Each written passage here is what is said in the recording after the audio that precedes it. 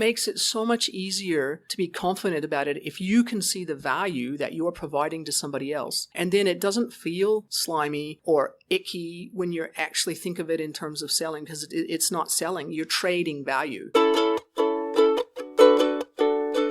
Welcome to Stand Out, Get Noticed, the podcast that helps you speak and present with rockstar confidence. I'm Christina Canters, your host and founder of the C Method Communication Skills Training. For free resources and to subscribe to the show, visit thecmethod.com. Hi there, Rockstar, and welcome to episode 105 of Stand Out, Get Noticed. Christina with you here. I have another fabulous guest for your eager ears this week. Her name is Trudy Rankin, and she's here to share with you how to sell yourself with confidence. And when I say sell, I mean being able to confidently communicate your value so you can get paid what you're worth and take advantage of all the valuable opportunities that come your way. And this is particularly for the ladies listening. Fellas, there is still plenty of relevant content for you in this episode, but as you'll find out from Trudy, this is something that she sees most commonly in women.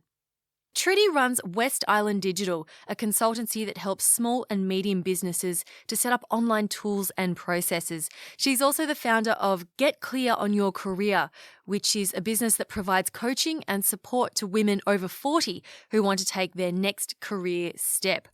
Now, as she runs a number of businesses, Trudy is no stranger to having to sell herself and her services, and through her work also encounters many people, especially women, who struggle to sell themselves as new business owners or in a new career. So if you get nervous at the thought of asking for a raise or a promotion, or if you're a business owner and feel extremely uncomfortable telling people the price of your services, or if you find yourself discounting your prices or undercharging, then this episode is for you.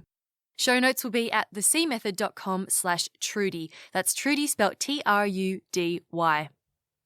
Now, before we get to that conversation with Trudy, this episode is brought to you by the free Small Talk Made Simple class, available at thecmethod.com. Seeing as this episode is all about how to confidently sell yourself, if you're serious about building this skill, then I encourage you to join the Small Talk class. It's a 10-day email course that I created with a daily challenge to help you effectively and confidently talk about yourself and explain what you do. And the result? You'll have better conversations, make more meaningful connections, and find yourself with more exciting opportunities. If this sounds good to you, sign up now and join the hundreds of people who have gone through the course at thecmethod.com. Okay, and one quick announcement.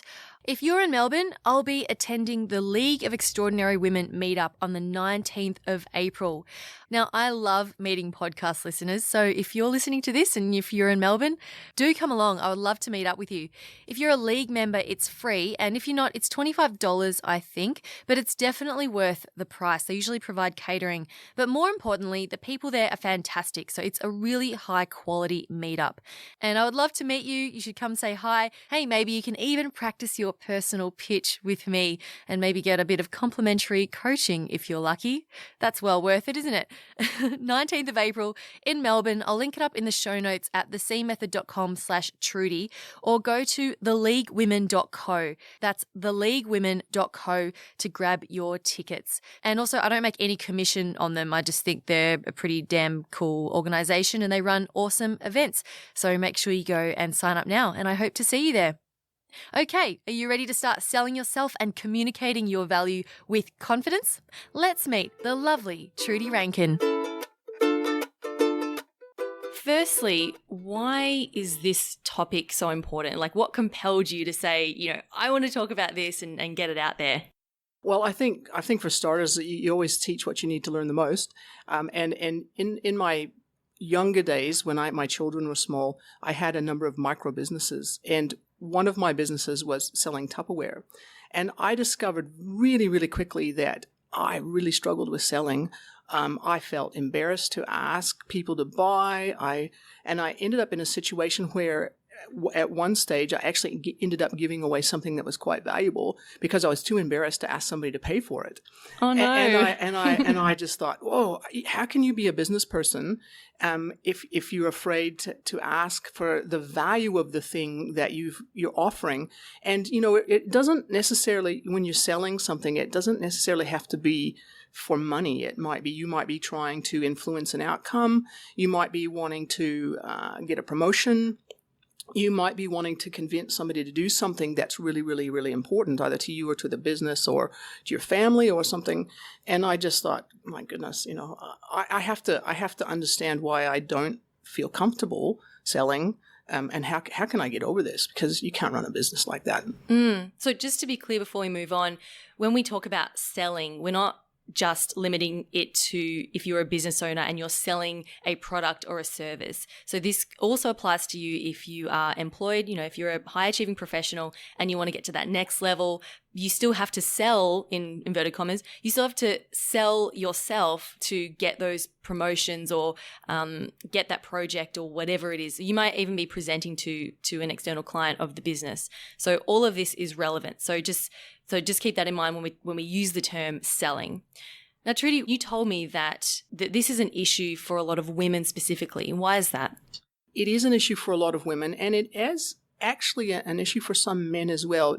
Doesn't tend to be such an issue for men, but it can be. And I think for a number of reasons, it can be because we have these stories that go on in our heads. First of all, we're socialized to give of ourselves. We're socialized to sort of we're the support person, and this isn't true of every woman, right? Okay, this is true of certainly my background, sort of my generation, for many, many women that I've seen and spoken to, young and older, and we are just simply socialized to not ask for sales, not be the person who's out there trying to influence, and that can create. If we don't see role models around us that make it easy for us to take a leadership role or to try and achieve the things that we want to achieve by using means that men use naturally every day, makes it very, very difficult. So that's one reason. The other reason is that, these little voices in our heads that say, well, if I try to sell people something, or if I try to do that and I might fail, or something, they're not going to like me anymore. They might say no. Or they might say it's no. It's that rejection. And it's the rejection. It's the rejection side of thing, because we attach rejection to they don't like me. Whereas a lot of men attach rejection to, they just didn't like that idea. Okay, I'll come up with another one. And so women particularly have a problem.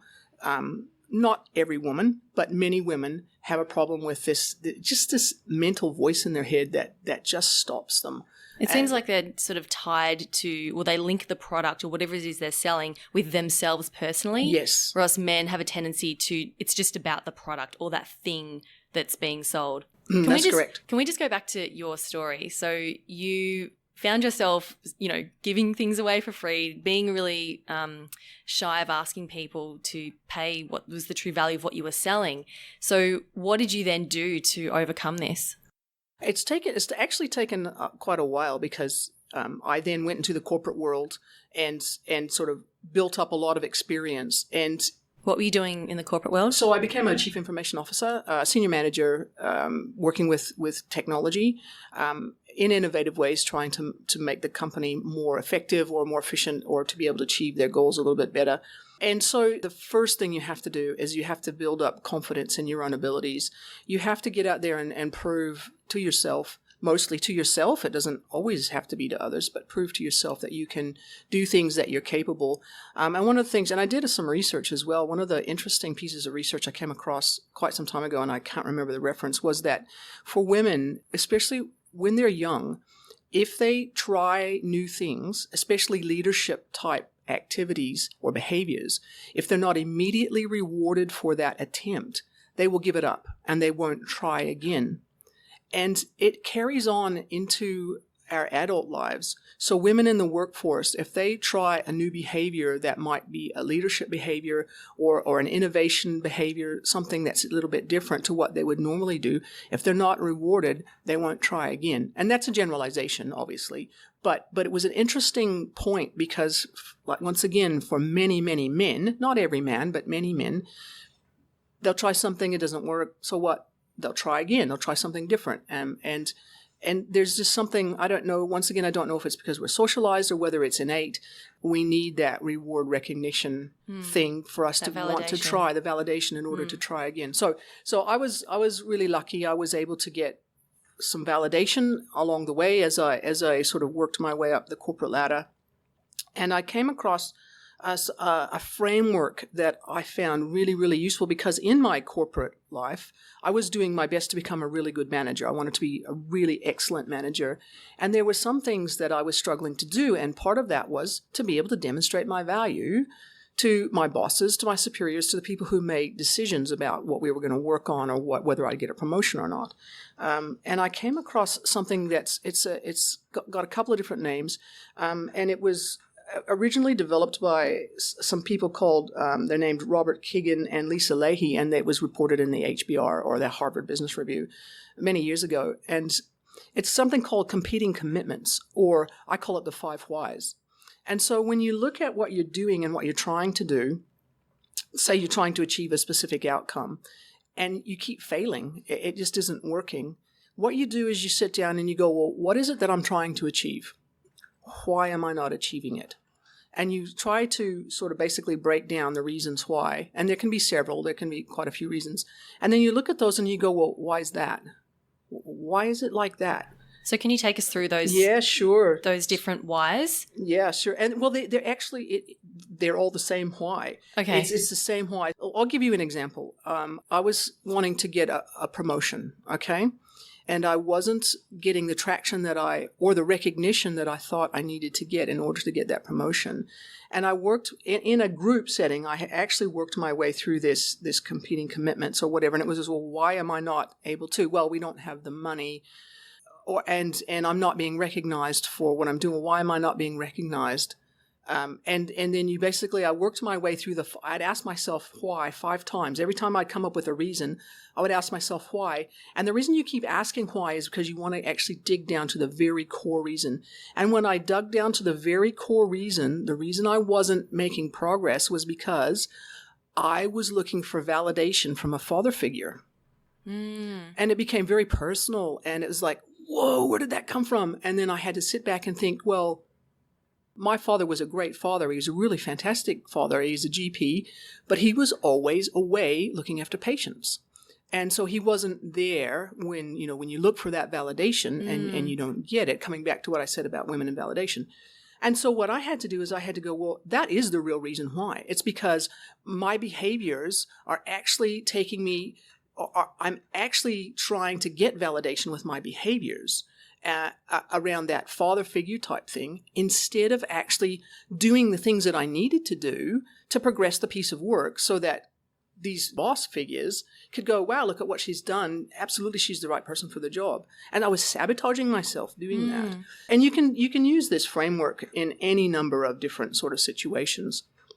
You can use it if you're trying to get out there and sell. You can use it to discover whether or not the reason you're not being able to sell is because you are afraid somebody will say, oh, I don't like you anymore, or, oh, that's slimy, why are you trying to sell me, or all the different things that we end up telling ourselves. And we can come to the real reason why, and then you can address that reason. And if you can understand why you're struggling, and if you can build your confidence by really truly developing expertise, so that you are confident. You have to be really, really confident in yourself. Women especially are like this because, if a woman looks at a job advertisement and she looks at all the different criteria, if she can't tick off at least, 90 to 100%, she go, no, I can't do the job. Whereas most guys will go, oh, I can do 60% of that, so I'm going to apply. and they're quite confident that they should be able to get the job because there's an expectation that they'll just make it up on the fly. Yeah. Women tend not to do that. So you have to be really confident in yourself. Can I try the why framework? Sure. So just so that it's clear in my head.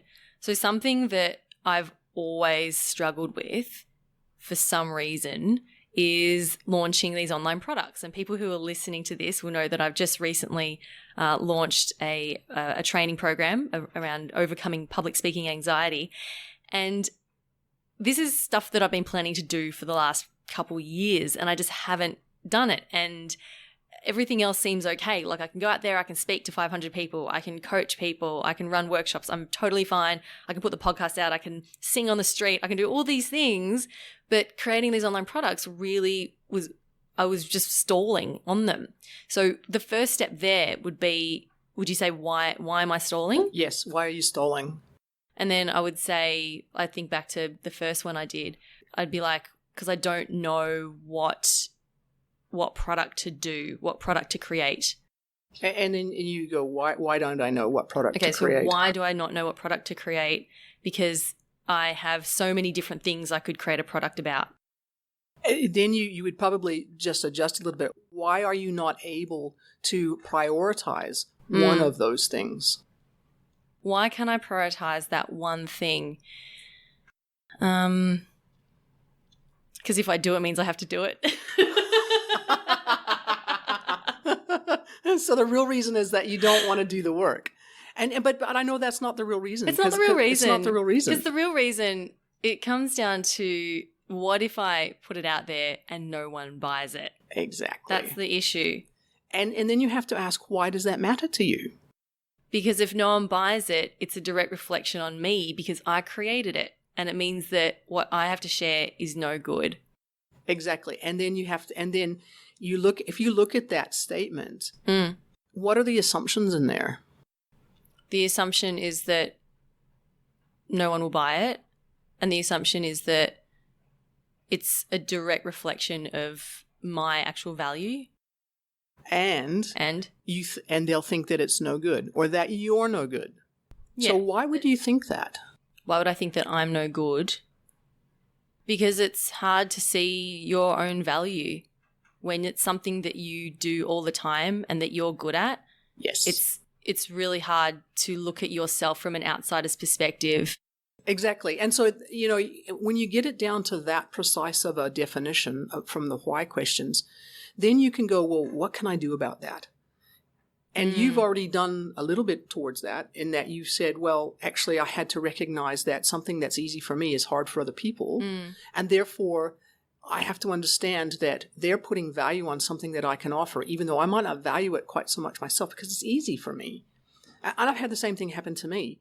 I've actually provided services to somebody who told me in no uncertain terms that I was not asking enough money for the service that I was providing. And I went, what?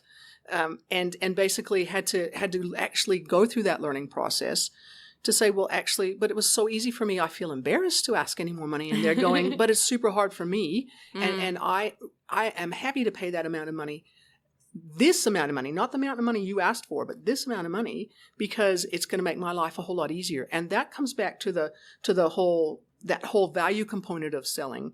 And that is that it makes it so much easier to be confident about it if you can see the value that you're providing to somebody else.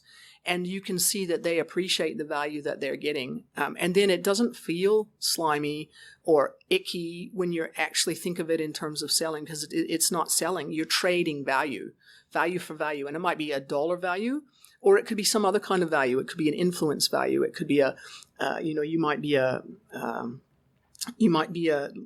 deal maker type of a person where you're actually putting two people together and getting them to go off and create value. So does that help you understand the framework? Yeah. A little bit? Sort of diving in deeper. It does take a lot of self-awareness though. It does. Well, you can sometimes do this. Like I said, you can do it with somebody else. Like a great activity would be to sit down with your best friend or somebody who's not afraid to not put up with your BS and just tell you what's what and actually walk you through this process. So this sheet that you've got here with that framework on it, is that a download on your site? No, but I will put it up on my site, and I'll also give you a link. Oh, great. As well, so that if people want to download it, they can download it. It's just a really, really useful framework. Okay. Can you just read out some of the questions that are on there? Sure. Because we talked a lot about like the why and go deeper into the why, but you've got some different things written there. Yes. So basically you have to be able to articulate what you're committed to. So you have to write down, I'm really committed to the value or the importance of something that you're trying to do, or you're really serious about something that you're trying to do, and you have to be able to write that down. And then what is it that you're doing or not doing that's preventing your desired commitment from being fully realized? So the thing that you're wanting to achieve. Yep. So what's holding you back? What's holding you back? And then you ask yourself, are you also committed to something else? So that, of course, is where the competing commitments comes in. So in my case, my competing commitment was I want father figure recognition. And that was my competing commitment. And so you were committed to something else, which was actually sabotaging your other efforts. Yeah. So the other way of asking that is, what's your secret number one worry if you actually do achieve your commitment, but you don't achieve your competing commitment? That makes any sense.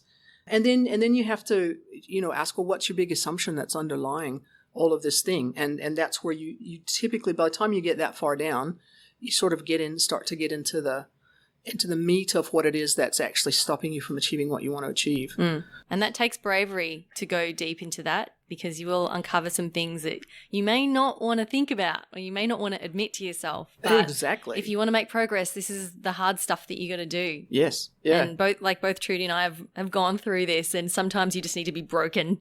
Yes. And then you can start to repair and move forward. And you can do it in an intelligent and a very caring, careful way, because you do have to look after yourself like you look after everybody else. And as a woman, you typically tend to look after other people.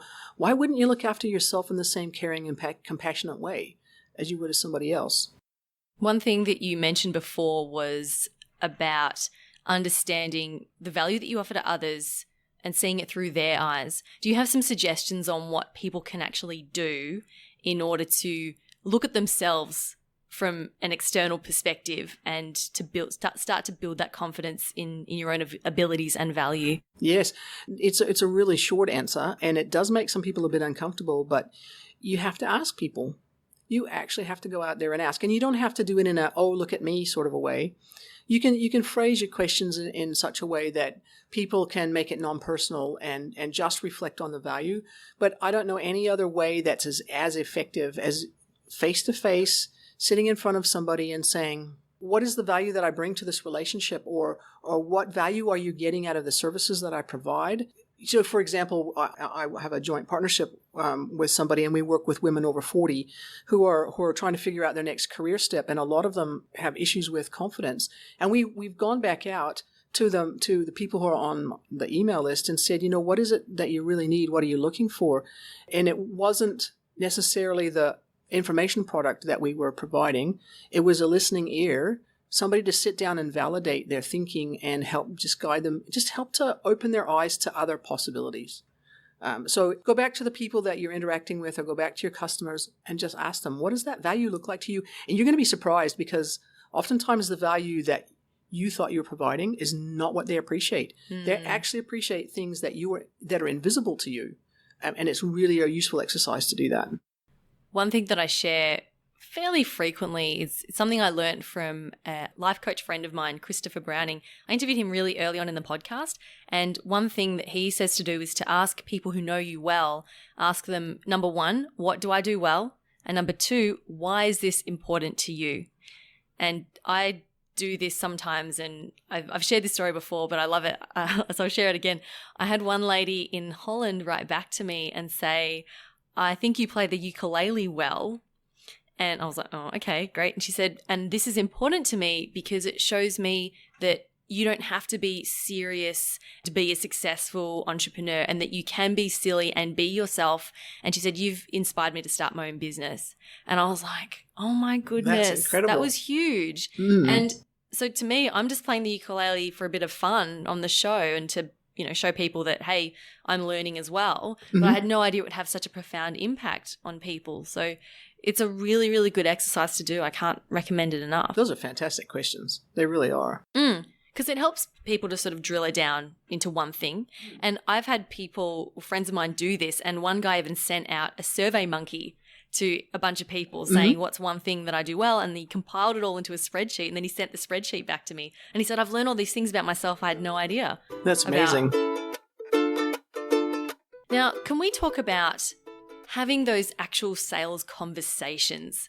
Because it's all well and good to talk about, okay, see your value, build up your confidence, like see what the value that you bring to others, and ask yourself these why questions. But when you're actually talking to someone face to face and saying to them, this is how much it costs, or this is how much of a raise I want, whatever it is you're asking for, what tips do you have for people in terms of having those actual conversations? Yeah, so a couple of tips. The first thing that you have to do is you actually do have to have a realistic understanding of the value that you bring. So if you're asking for a raise, what value are you adding to the company? Are you helping your boss achieve their goals? Are you helping your boss's boss achieve their goals? And if you're not, if you just think you deserve a raise, but you're not helping them achieve their goals, then you're not going to have much of a show of getting a raise. You also have to do your research. You have to understand, that whole thing about, economics. What can the market bear? And there's usually a bit of a broad range, in pricing ranges in terms, like if you're selling a product or a service. Like if I was to say to you, hey, I do consulting, and I do it in this specific area, and I'm $5,000 a day. Thank you very much. Well, you in your business, you kind of go, well, I don't really think I don't need that service, and I couldn't afford that much money anyway. But if I say to you, look, let's just take graphic designers as an example, as a service that I actually hire and I use, the range can range between sort of $30 depending on how experienced they are, up to $60 an hour, up to $100 an hour if they're really, really super, super good.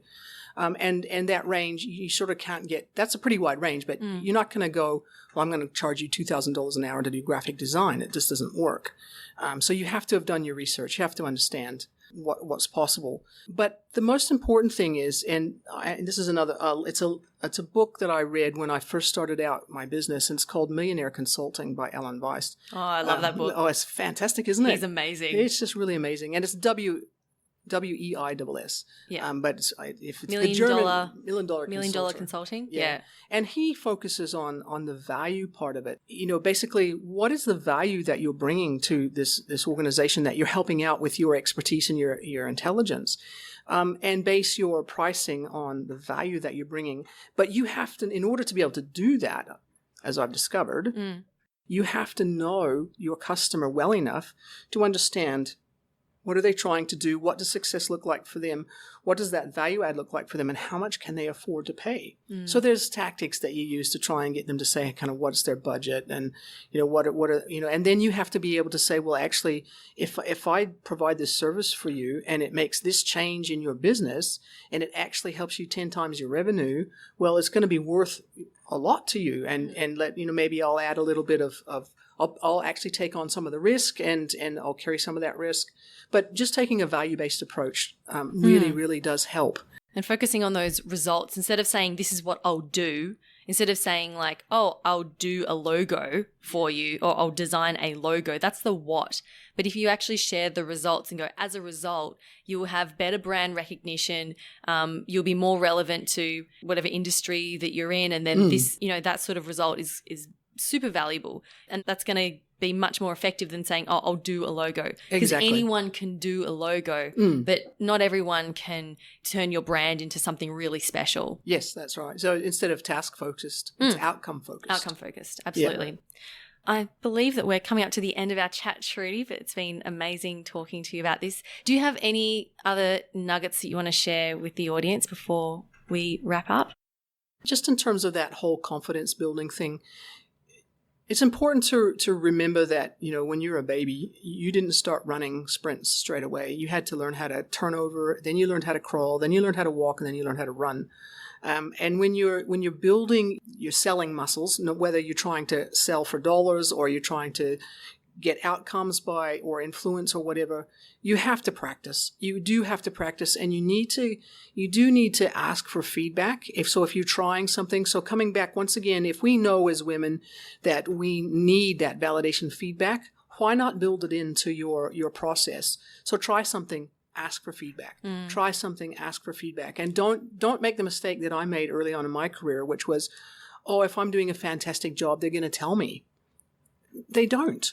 You actually have to ask for feedback and find out. Now, a really super good manager is going to actually try and recognize the activities of the people around them, but you have to remember that it's always going to be through their eyes. And so if you try something thinking this is going to be fantastic and it doesn't fit what they're trying to do, they're not going to notice and reward you for that. And so you're not going to get the feedback, and so you might not try that again. But you might have needed that skill set in the job you're going to have 2 jobs from now. So you need to ask feedback in a specific way. So be very specific about about asking, well, I tried this. How did that help? Was it, could I have done it better or whatever? So that'd be the one piece of advice that I would give. Fantastic. Love it. If people want to find out more about you and what you do, where can they go? I know you've got a few different businesses. The best place to go, you can either look at my LinkedIn profile, which is Trudy Rankin on LinkedIn, or you can go to West Island Digital, all one word, .com. Fantastic. And what's the site for women who are getting back who are looking to change their careers? Yeah, so that's getclearonyourcareer.com. It's a baby business that we're working on and building, but it's been a really, really interesting exercise just talking to women and finding out what they really need to build that confidence. So yeah, getclearonyourcareer.com. And that's for women, is it over 40? Women over 40 Okay. who are looking to take that next career step. Fantastic. Thank you so much, Trudy. Oh, thank you for having me. Thanks again to Trudy Rankin of West Island Digital for being an amazing guest on the show this week. I'll put a link to the resources that she mentioned as well as her website in the show notes at thecmethod.com/Trudy. That's Trudy spelled Trudy. And remember to join the Small Talk Made Simple class if you haven't already. If this is a skill that you want to build, if you want to be able to confidently speak about yourself and what you offer, then definitely go and sign up at thecmethod.com. Okay, and that's all from me this week. Thank you for spending some time with me today. Keep on being awesome, and I will talk to you next week. My name's Christina Canters, and this has been Stand Out, Get Noticed.